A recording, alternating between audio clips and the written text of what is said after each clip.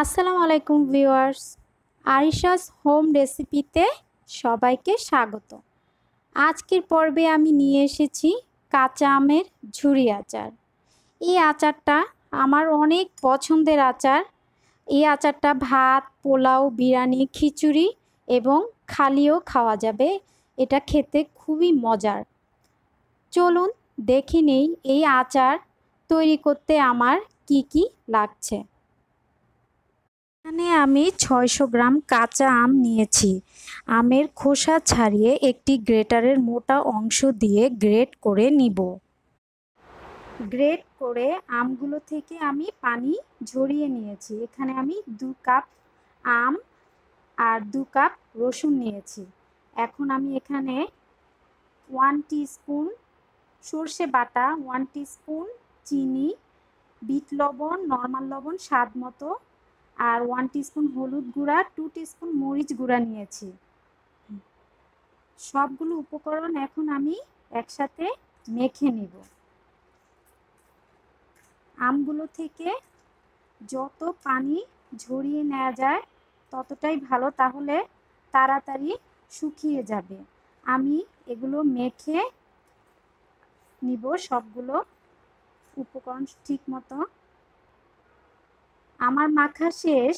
এখানে আমি আম আর রসুনের পরিমাণটা সমান নিয়েছি, কারণ আমার কাছে টক আমের সাথে রসুনের ফ্লেভারটা অনেক ভালো লাগে। আপনারা ইচ্ছা করলে এটা রসুনটা কমিয়েও দিতে পারেন। ভিউয়ার্স, আমার আমটি মাখানো শেষ। এখন আমি চলে যাব রোদে শুকাবো। ভিউয়ার্স, চলে আসলাম রোদে শুকাতে। আমার এই আচারটি রোদে শুকাতে 3 দিনও লাগতে পারে, 4 দিনও লাগতে পারে। আসলে এটা ডিপেন্ড করে রোদের তাপমাত্রার উপরে। রোদের তাপ যদি ভালো থাকে তাহলে তাড়াতাড়ি শুকিয়ে যাবে। তো দেখি আমার কতদিন লাগে শুকাতে। তো আমি ফিরে আসছি শুকিয়ে যাওয়ার পর। ফিরে আসলাম 3 দিন পর। আমার আচারটা শুকাতে 3 দিন সময় লেগেছে। যখন আচারটা এরকম একটার সাথে আরেকটা লেগে যাবে না, এরকম ঝরঝরা থাকবে আর একটু শন শন শব্দ হবে, তখন বোঝা যাবে যে আমার আচারটা একদম পারফেক্ট। আমি যদি এর চেয়ে বেশি শুকাই তাহলে আচারটা রাবারের মতো হয়ে যাবে। এর চেয়ে বেশি আর শুকানো যাবে না। এখন আমি এই আচারটাকে তেলে দিব। তেলে দেওয়ার জন্য এখানে আমি 1 টেবিল চামচ 5 ফোড়ন নিয়েছি, 2টা শুকনো মরিচ আর 1 টেবিল চামচ নিয়েছি মিষ্টি মৌরি।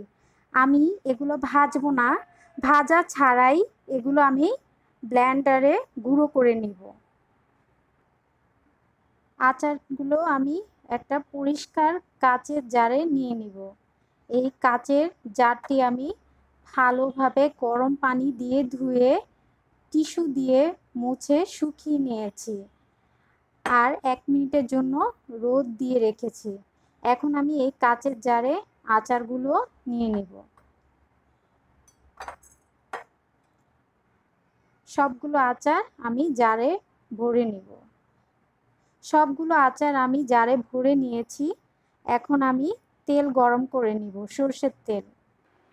আমি এখানে একটা প্যানে 2 কাপ সরষের তেল হালকা গরম করে নিয়েছি। এখন এই তেলে আমি মৌরি আর 5 ফোড়ন যে ব্লেন্ডারে গুঁড়ো করে নিয়েছি সেটা দিয়ে দিব। এখন আমি তেলের সাথে 5 ফোড়ন গুঁড়ো আর মৌরি গুঁড়ো মিশিয়ে নিব। তেলটা আমি বেশি গরম করব না, আবার একদম হালকাও থাকবে না।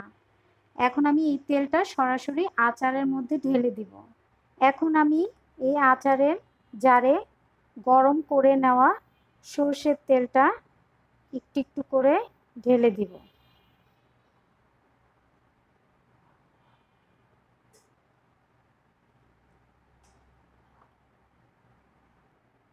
হয়ে গেল আমার কাঁচা আমের ঝুরি আচার। এই আচারটি রোদে দিতে হবে, এভাবেই জারটাকে রোদে দিতে হবে 2 থেকে 3 দিন। আপনারা অবশ্যই এই আচারটি বানিয়ে খাবেন। এই আচারটি খুবই মজার।